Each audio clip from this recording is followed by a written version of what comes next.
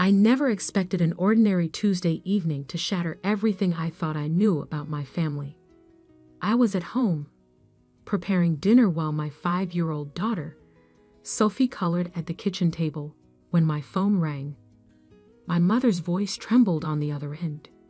"Olivia, your father, he's had a heart attack. We're at Memorial Hospital." The world seemed to tilt beneath my feet.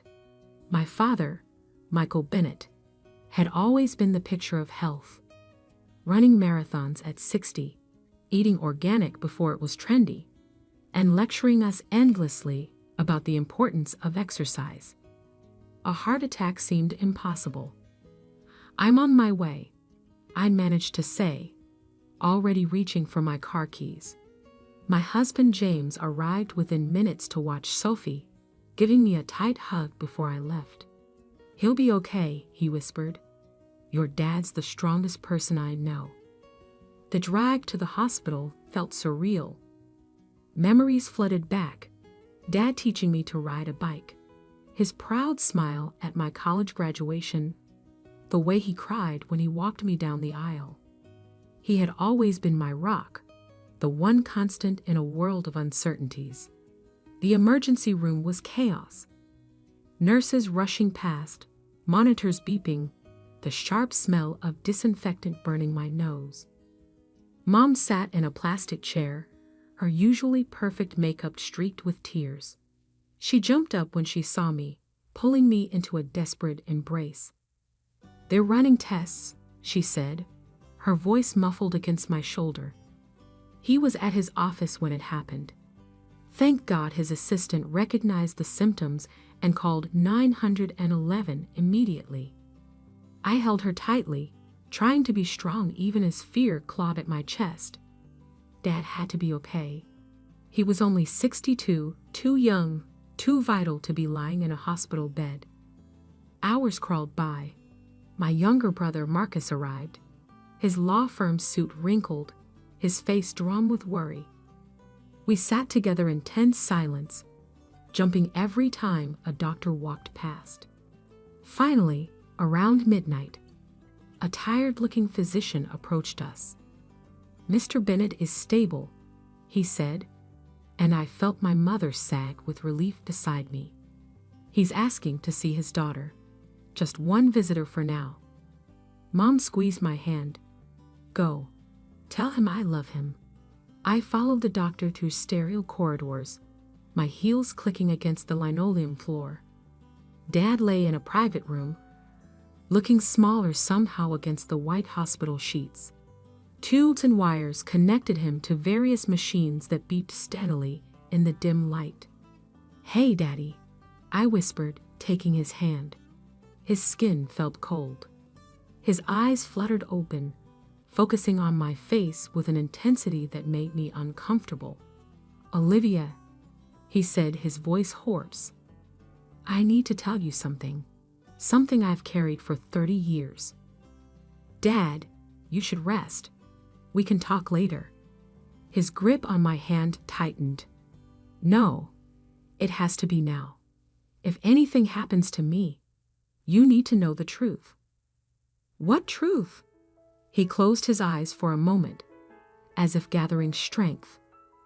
When he opened them again, they were filled with tears. "I'm not your biological father. Your mother doesn't know. No one knows except me and your real father." The world stopped. Blood rushed in my ears as I stared at him, certain I had misheard. "What are you talking about?" Dad reached beneath his pillow with trembling hands, pulling out an envelope that looked old and worn. "I've carried this letter for 30 years. Read it. You'll understand everything." I took the envelope, my fingers numb. The paper was yellowed with age, the handwriting unfamiliar yet somehow familiar at the same time. As I began to read, my father's monitors beeped steadily in the background, marking the moments as my entire world began to unravel. "Dear Michael," the letter began. "By the time you read this, I'll be gone. Catherine doesn't know, and she can never know. but Olivia is my daughter. That night, the one you were away at your father's funeral, I've carried the guilt for years. Catherine was vulnerable, grieving over her sister's death, and I was there to comfort her. We both regretted it immediately. When she told me she was pregnant, I knew I had to leave. You're a better man than I ever could be. Love her, protect her, and please, forgive me. Daniel. I looked up from the letter, my vision blurring with tears. Daniel? Mom's brother-in-law? The one who disappeared after Aunt Sarah died. Dad nodded slowly. Your mother was devastated when Sarah died. I was away, dealing with my father's funeral arrangements. Daniel was there for her. And they made a mistake. One night, that's all it took. My mind raced, trying to process this impossible revelation. Daniel had been married to my mother's sister, Sarah. After Sarah died in a car accident, he had vanished, leaving behind a successful law practice and countless unanswered questions. Mom had always spoken of him with a mixture of anger and sadness, calling him a coward for running away when the family needed him most. But how did you know? I stammered. Did he tell you? Dad's fingers played with the edge of his blanket. No. The letter arrived 9 months after that night, just a week after you were born. I found it in our mailbox. No return address. I recognized his handwriting immediately. And you never said anything for 30 years? What good would it have done? Dad's voice was tired, but firm. Your mother was happy. You were perfect. This beautiful baby girl who looked at me with such trust. I made my choice that day. I burned the envelope, but I kept the letter. Just in case. In case of what? In case something happened to me. You deserve to know the truth about where you come from. But Olivia, his grip on my hand tightened again. This doesn't change anything. You're my daughter in every way that matters. I sat there, letting the tears fall freely now. Every memory of my childhood seemed to shift and reshape itself. Dad teaching me to ride a bike, his patience as I struggled with math homework, the way he beamed with pride at every school play and piano recital. Had he looked at me differently, knowing I wasn't his? Had he searched my face for traces of another man? Does Marcus know? I asked suddenly, thinking of my younger brother. Dad shook his head. No one knows except me, and now you. A nurse appeared in the doorway. I'm sorry, but Mr. Bennett needs to rest now. I stood up, my legs shaking. The letter felt like it was burning a hole in my pocket. I'll be back tomorrow, I promised, leaning down to kiss his forehead. Olivia, he called as I reached the door. Whatever you decide to do with this information, know that I love you. I've loved you since the moment I first held you, and nothing will ever change that. I nodded, unable to speak, and fled into the hallway. Mom and Marcus looked up expectantly as I approached the waiting room. How is he? Mom asked, reaching for my hand. I looked at her face, the face of a woman who had no idea that her 3-decade-old secret was about to surface. She had no idea that her moment of weakness with her dead sister's husband had created me, or that her husband had carried this burden alone all these years. He's resting, I said quietly. The doctors say he'll be okay. But nothing would ever be okay again. As I drove home that night, the letter safely hidden in my purse, I knew that this was just the beginning. The truth had been set free, and its ripples would touch every corner of our lives. When I finally crawled into bed beside my sleeping husband, I couldn't stop thinking about choices. The choice Daniel made to run away, the choice my father made to love another man's child, and now the choice facing me. What to do with a truth that could destroy my family? Sleep eluded me as questions tumbled through my mind. Was Daniel still alive? Did he ever think about the daughter he abandoned? And most importantly, should I tell my mother the truth about what happened that night 30 years ago? Or should I protect her the way my father had chosen to do? The morning would bring more questions, more decisions. But for now, I lay in the dark, my world forever changed by a heart attack and a 30-year-old letter that had finally found its way into the light. The next morning, I sat at my kitchen table staring at old family photos spread across the surface.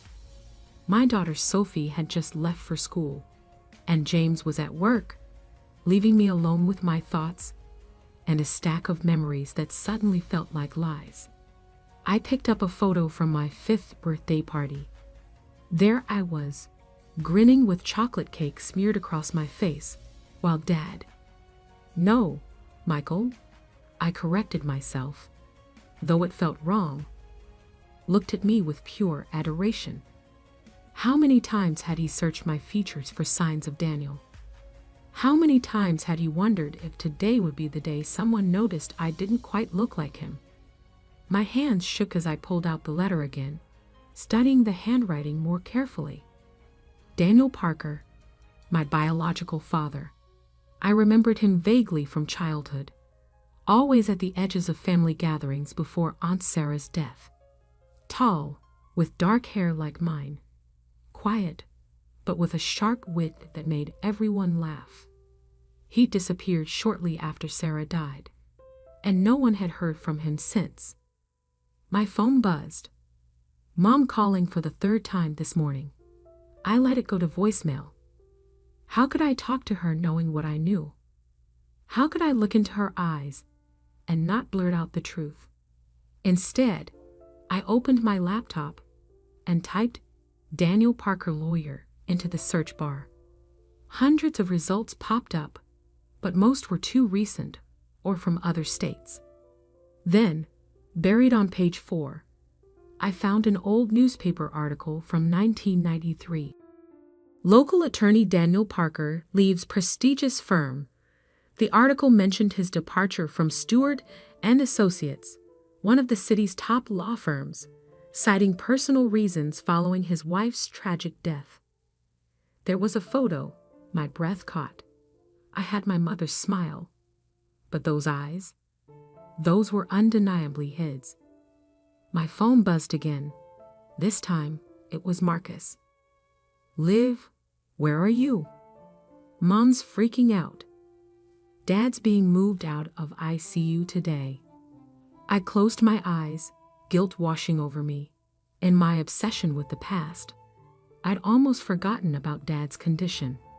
I'm on my way, I promised. The hospital was quieter today, sunlight streaming through large windows. Mom sat beside Dad's bed, holding his hand while he slept. She looked up when I entered, her face drawn with exhaustion. There you are. I've been so worried. Why haven't you been answering your phone? Sorry, I mumbled, avoiding her eyes. Had to get Sophie to school, then got caught up with some work stuff. Dad's eyes fluttered open. When he saw me, something passed across his face. Fear? Regret? Before I could decipher it, Marcus burst in with coffee and bagels. Breakfast for everyone, he announced cheerfully. The doctor says Dad can start eating normal food today. I watched my mother fuss over the food, watched Marcus joke with Dad about hospital gowns, and felt like I was watching actors in a play. Did Marcus suspect anything? Would he hate me if he knew I wasn't really his full sister? After breakfast, Mom went to fill out some paperwork, and Marcus stepped out to take a work call. Finally, alone with Dad, I pulled out the letter. I need answers, I said quietly. Real ones. Dad sighed, looking older than I'd ever seen him. Ask me anything. Did you ever try to find him after he sent this? Once, Dad admitted, about a year after you were born, I hired a private investigator. My heart skipped. And he'd moved to Europe, France specifically. The PI found that he'd started a new law practice in Paris. France, an entire ocean away. Had he run that far to escape his guilt? Or was there more to the story? Did you ever? I swallowed hard. Did you ever resent me? Knowing I wasn't yours? Dad's eyes filled with tears. Never. Not for a single moment. The day you were born, the nurse placed you in my arms, and you grabbed my finger with your tiny hand. In that moment, biology didn't matter. You were mine. I wiped my eyes. Why tell me now, after all these years? Because secrets have a way of coming out eventually, he said softly. And because you deserve to know your own story. But Olivia? He reached for my hand. Whatever you decide to do with this information, please be careful with your mother's heart. I nodded, but my mind was already racing ahead. Daniel Parker was in France. It wasn't much, but it was a start. That evening, after putting Sophie to bed, I finally told James everything. He listened without interrupting, holding me as I cried. What are you going to do? He asked when I finished. I don't know, I admitted. Part of me wants to forget I ever learned this. Go back to normal life. But I can't. I need to know why. Why he left. Why he never tried to contact me. Why? My voice broke. Why wasn't I enough for him to stay? James held me tighter. Whatever you decide, I'm here. We'll figure this out together. Later that night, I couldn't sleep. I got up and went to my home office, opening my laptop. My cursor hovered over the search bar for a long moment before I typed. Flights to Paris. The next morning, I arrived at the hospital early, before anyone else. Dad was awake, looking stronger. I need you to tell me everything you remember about that time. I said without preamble. About Daniel, about Mom, about what happened after Sarah died. Everything. Dad was quiet for a long moment, then began to speak. It was a difficult time. Your Aunt Sarah's death was sudden, a car accident on a rainy night. Your mother was devastated. They were so close. I had to leave for my father's funeral 2 days later. I didn't want to go, but he trailed off, lost in memories. Daniel was different after Sarah died, withdrawn, angry. He and Sarah had been trying for a baby when she died. I think that made it harder. Did you ever suspect? About him and Mom? Dad shook his head. Never. Not until the letter came. Your mother was so happy when she found out she was pregnant. She thought it was a miracle, given how long we'd been trying. My throat tightened. You never tried for another baby after me? We did, actually, but it never happened. Now I wonder if... He stopped, pain crossing his face. If you couldn't have children at all, I finished softly. If that's why Mom never got pregnant until... Dad nodded. It doesn't matter now. You were all I ever wanted. I pulled out my phone, showing him the flight itinerary I'd been looking at. His eyes widened. You're going to look for him. I have to, I said, even if it's just to understand why. He was quiet for a long moment. There's something else you should know. The PI. He found more than just Daniel's location. My heart stopped. What do you mean? He had another family in France. A wife, 2 daughters about your age now. The room spun. Sisters. I had sisters. Does Mom know about any of this? A new voice asked from the doorway. We both turned to see Marcus standing there, his face pale. Horror washed over me. Marcus, I heard everything, he said quietly. How long have you known? Just since last night, I whispered. I was going to tell you. He walked into the room, closing the door behind him. My whole life, I wondered why we looked so different. Everyone always said I was Dad's clone. While you, he shook his head. It makes sense now. Marcus, please. Does it matter? Dad interrupted. Does it change anything about who we are as a family? Marcus looked at him for a long moment, then at me. No, he said finally. It doesn't change who you are to me, Liv. You're my sister. Period. Relief flooded through me as he pulled me into a hug. Over his shoulder, I saw Dad smiling, tears in his eyes. So, Marcus said as we pulled apart, when are we going to Paris? I blinked. We? You didn't think I'd let you do this alone, did you? Besides, he grinned, I've always wanted to see the Eiffel Tower. Looking at them both, my father who chose me, and my brother who didn't care about DNA, I felt stronger. Whatever we found in France, whatever truths were still hidden, we would face them together. But first, we had to deal with Mom. And that conversation would change everything. Telling my mother the truth was the hardest thing I'd ever done. We chose to do it at home, after Dad was discharged from the hospital. Marcus and I had spent days planning how to break the news gently. But when the moment came, all our careful preparations dissolved into tears and trembling hands. Mom sat on her favorite armchair, Dad beside her on the couch, while Marcus and I perched nervously on the ottoman. The letter felt heavy in my pocket, like a time bomb waiting to explode. Catherine, Dad began, his voice steady despite his pallor. There's something we need to tell you. Something I should have told you 30 years ago. Mom's face changed instantly. That sixth sense that mothers have telling her something was terribly wrong. Michael? What is it?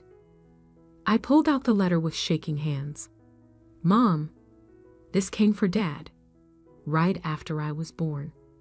She took it, confusion evident on her face as she unfolded the paper. I watched her eyes move across the words, saw the exact moment understanding hit her. All the color drained from her face. No, she whispered. No, this isn't.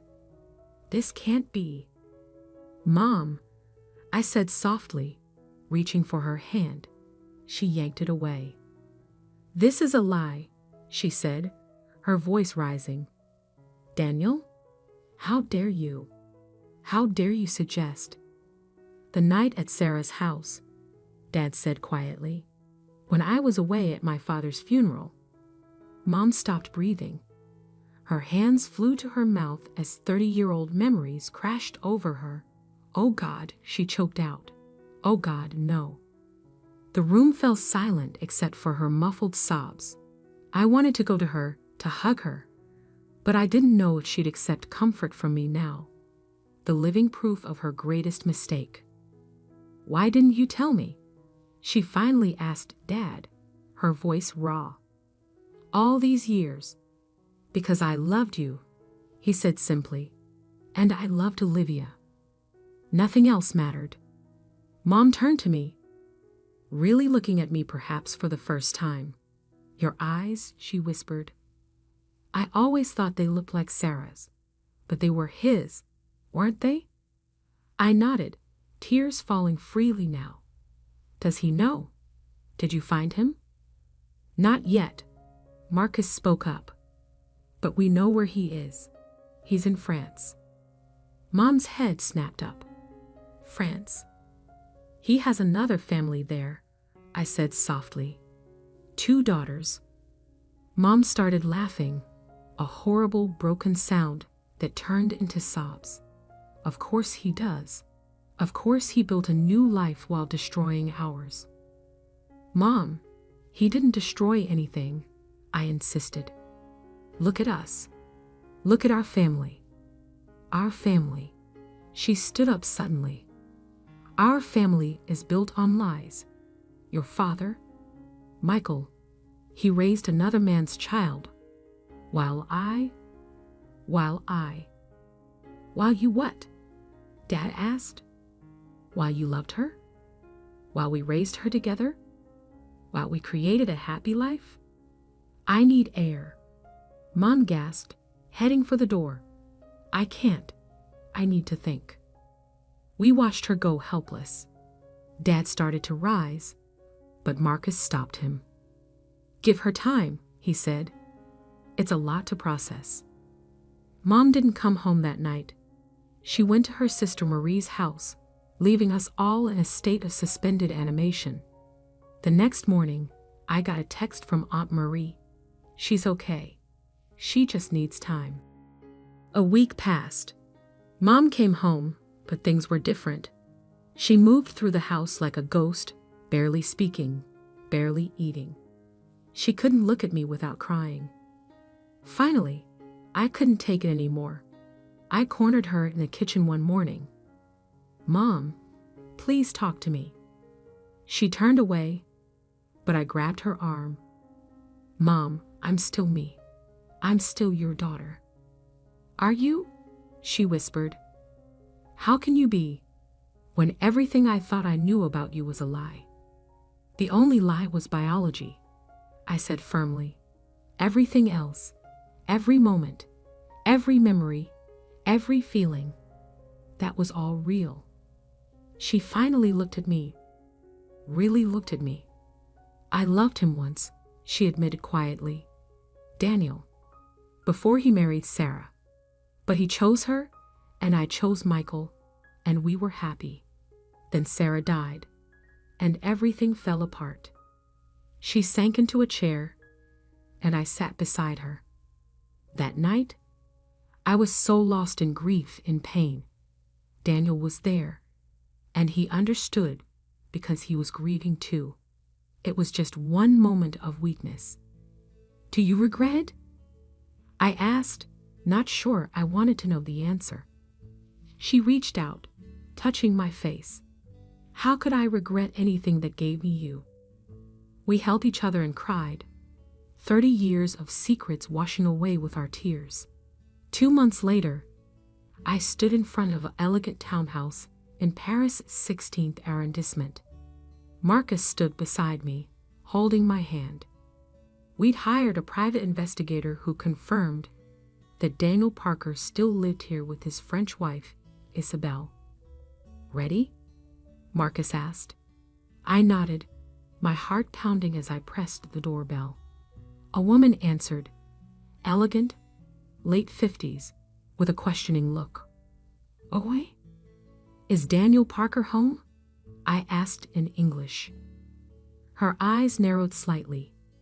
Who is asking? My name is Olivia Bennett. I'm his daughter. The woman's face went completely white. Without a word, she turned and walked inside, leaving the door open. We heard rapid French being spoken, then footsteps. And suddenly, there he was, Daniel Parker, my biological father. He looked older than in the photos, his dark hair now gray. But those eyes, my eyes, were exactly the same. He stared at me like he was seeing a ghost. Olivia, he breathed. How? They had a heart attack, I said, my voice steady. He told me the truth. Showed me your letter. Daniel gripped the doorframe for support. I never thought. I hoped someday. Hoped what? I asked sharply. That I'd come looking for you. That I'd want to know why my biological father abandoned me before I was even born. Please, he said, come inside. Let me explain. The next 2 hours were surreal. We sat in his elegant living room while he told his story. How he loved my mother first, but thought she didn't love him back. How he married Sarah, trying to forget Catherine. how Sarah's death and that one night with my mother destroyed him with guilt. I couldn't stay, he said. Couldn't face Michael, knowing what I'd done. Couldn't look at Catherine without remembering. So I ran, came to France to start over, and never looked back. Marcus asked coldly. Daniel flinched. I looked back every day. I kept track of Olivia from afar. School achievements, graduations. I have a whole file. He disappeared into his study and returned with a thick folder. Inside were newspaper clippings, school photos taken from yearbooks, even a program from my college graduation. You were there? I asked, stunned. He nodded. In the back. I left before anyone could see me. Why didn't you ever reach out? Because Michael was a better father than I could ever be, he said simply. He loved you completely, without reservation. I was a coward who ran away. You deserved better than me. And your daughters here? Marcus asked. Did they deserve better too? Daniel's face crumpled. Sophie and Marie don't know about you. Isabel knows. She's the only one I've ever told. I've spent 30 years trying to make up for my past mistakes by being the best father I could be to them. As if on cue, the front door opened and 2 women about my age walked in, stopping short when they saw us. Papa, one of them asked. Qui sont-ils? Daniel looked at me, a question in his eyes. I nodded slightly. What followed was another hour of explanations, tears, and revelations. My half-sisters were shocked but not hostile. They asked questions, shared photos, tried to bridge 30 years of separation in a single afternoon. Before we left, Daniel pulled me aside. I know I have no right to ask anything of you, he said, but I'd like to be part of your life now, if you'll let me. I looked at him, this man who helped create me, then vanished, who loved me from afar, but never had the courage to face me, who built a new family while abandoning his old one. I have a father, I said quietly, a real one, who chose me every day for 30 years. But I took a deep breath. Maybe we can start with coffee. Sometimes, get to know each other. His eyes filled with tears as he nodded. The flight home was quiet, both Marcus and I lost in our thoughts. When we landed, Mom and Dad were waiting at the airport. One look at our faces told them everything. Did you find what you were looking for? Dad asked as he hugged me. I held him tight, breathing in the familiar scent that meant safety and love and home. Yes, I said. I found out where I came from, but more importantly, I found out where I belong. Mom stepped forward hesitantly. Over the past 2 months, we'd begun to heal, to rebuild our relationship on a foundation of truth rather than secrets. And where is that? She asked softly. I looked at them, my mother, who gave me life, my father, who chose to love me, my brother, who stood by me through everything. Right here, I said, with my real family. 6 months later, we all gathered for Christmas. Mom, Dad, now fully recovered. Marcus and his girlfriend, James and Sophie. And yes, even Daniel, who flew in from Paris with Sophie and Marie. It was awkward at first, decades of secrets and pain sitting heavily between us. But then Sophie, my beautiful, innocent daughter, climbed into Daniel's lap and asked him to read her a story. And somehow, watching my biological father bond with my child while my real father looked on with a smile, I realized that family isn't about blood or biology, or even choice sometimes. It's about love. It's about forgiveness. It's about the courage to face the truth and the strength to rebuild from its ashes. Dad's heart attack had shattered our family's foundations, bringing 30 years of secrets into the light. But from those broken pieces, we built something new, something stronger, more honest, more real. And in the end, isn't that what family is really about?